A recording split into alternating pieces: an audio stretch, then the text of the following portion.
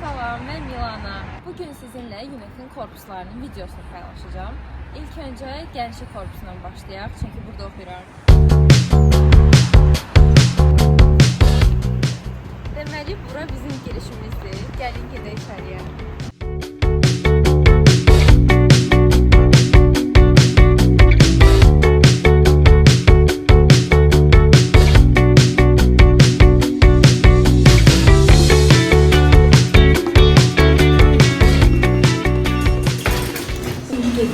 Gördüğünüz TÜDİFAK'ın girişine, bunlar böyle əlavəli bildirimlər.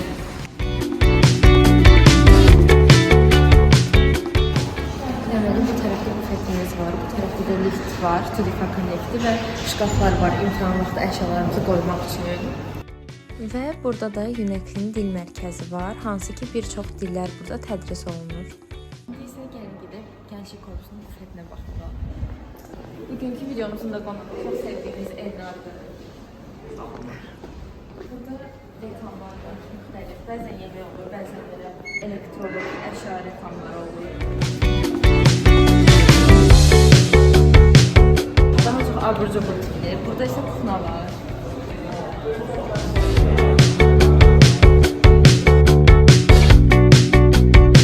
Stolların üzərində QR kod olur və buradan siz digər korpuslardakı menyulara da baxa bilirsiniz.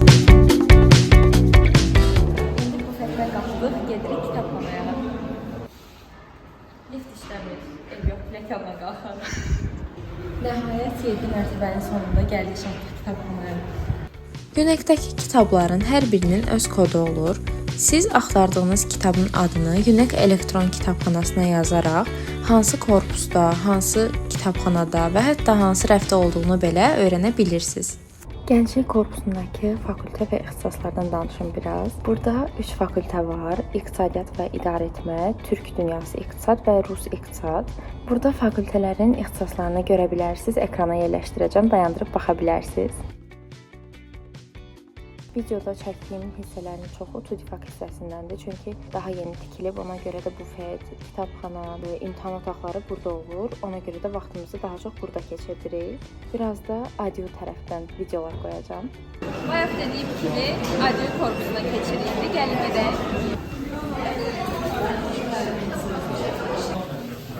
Axır ki liftdən minə bildik. Gedirik dərsə. 2-ci semestrin ilk günü.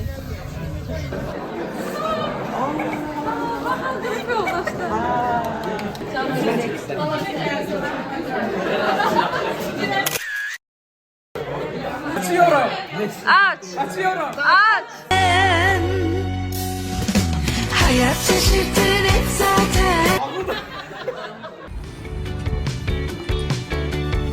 Burada bizim Gençlik korpusumuz. Burada oxuduğum üçün buradan videolar çox görəcəksiniz. Ona görə də gəlin indi keçək digər korpusa.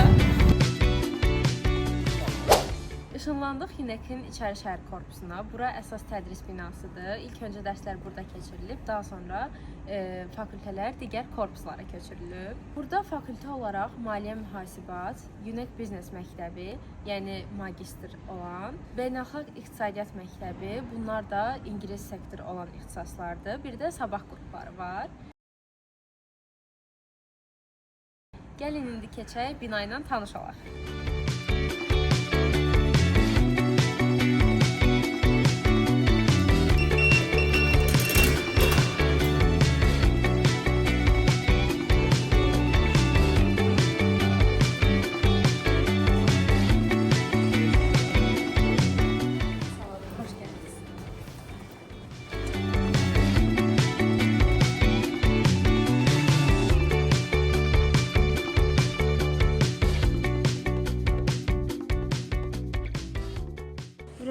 UNEC-in həyətidir, gördüyünüz kimi. I love UNEC. O tərəfdə bir çox qapı var binaya girmək üçün. Burada UNEC Coffee var və bufet var. Bu tərəfdə də şəhidlərə həsr olunmuş bir abidə qoyulub. Burada fontan var. Universitetimiz qala divarlarından əhatə olunub. Sizin universitetinizdə qala divarı var. Bu mənim, bu da sinif yoldaşım Aysudur. Salam. Həm sinif yoldaşım, həm də ki universitet. TÜDİFAK-da oxuyur. Suallarınız olsa yönləndirə bilərsiniz. TÜDİFAK-a aid sualları cavablayıram. Burada arkadaki girişdir. Bu universitetimizin maşınıdır.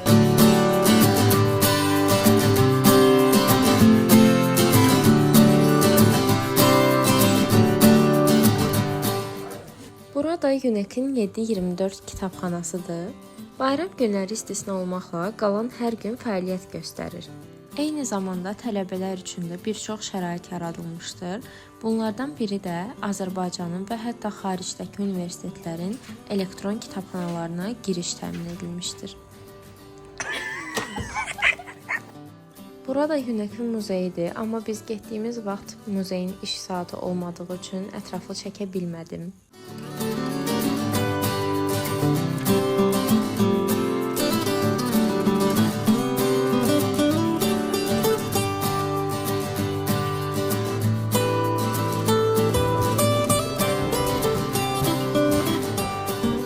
Bura 5-ci mərtəbədir. Həm auditoriyalar var, həm də təşkilatların otağı var.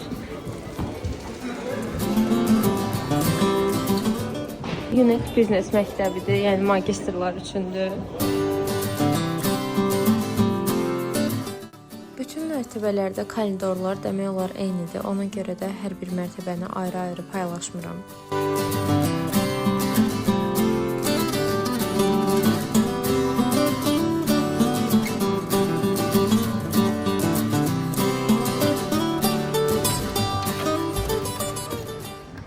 İllərdə burada internet olmuş. Burada şeylər var. Burada aksiyalı. İndi koordinasiya var deyə çəkə bilmirik yaxşı, amma keçən vlogumda aksiyalı düşüb baxa bilərsiniz.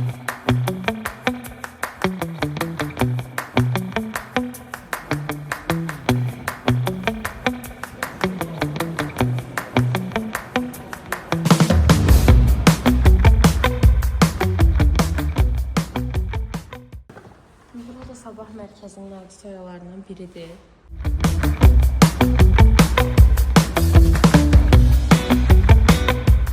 Universitetimizdə bir power da var. Gençlik korpusunda da var idi. Təlimat videosu. Çıxdı. Hop, hop. UNEK tələbələri bir powerla tanış olur. Baxın, burada UNEK-in radiosu.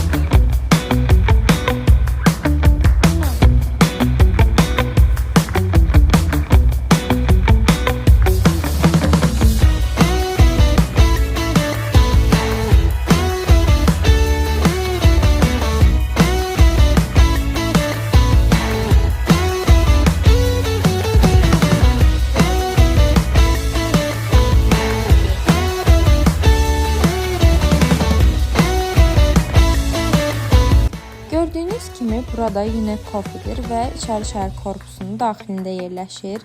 Yəni ancaq UNEK tələbələri üçündür.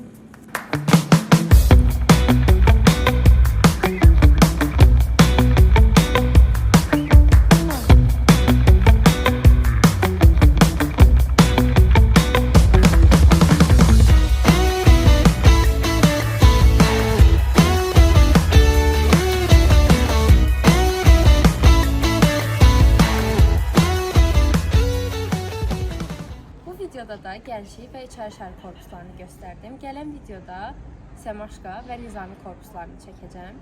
Ümid edirəm videom sizə faydalı oldu.